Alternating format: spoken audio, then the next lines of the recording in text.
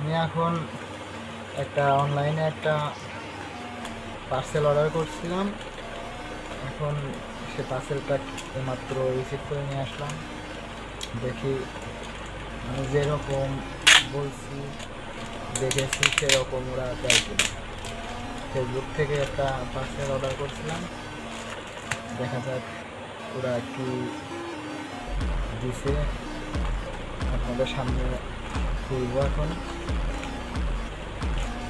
এটা আছে 600 টাকার একটা পার্সেল। এখন দেখে তো মনে হচ্ছে যেরকম অর্ডার করছি ঠিক সেরকম হচ্ছে না দেখতেছি।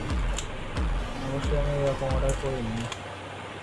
এখন তারপর দেখা যাক ওরা দেখি কি বের করে দেখি ওরা কী দিছে।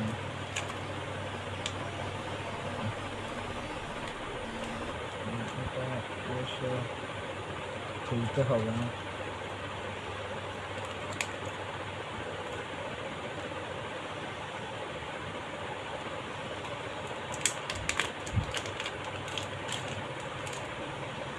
হ্যাঁ, আমার পার্সেল।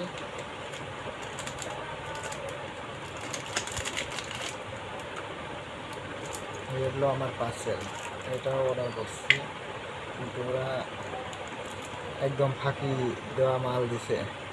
এটা আসলে কি আপনারা বলেন, এটা কি 600 টাকার পার্সেল? এটার দাম কি 600 টাকা? এটা একটা সিলভারের একটা চেন, এটার দাম সর্বোচ্চ 200 টাকা হতে পারে। তাহলে আপনারা যারা অনলাইনে অর্ডার করেন তারা কতটা লস খান প্রত্যেকটা প্রোডাক্টের উপর। দেখেন, এটা আমি যদি দোকান থেকে কিনতাম এর দাম নিত সর্বোচ্চ 100 থেকে 150 টাকা।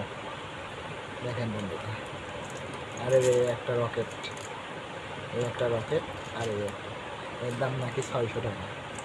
এই যাবো কোথায় বলেন? সিটার বার্তার সব।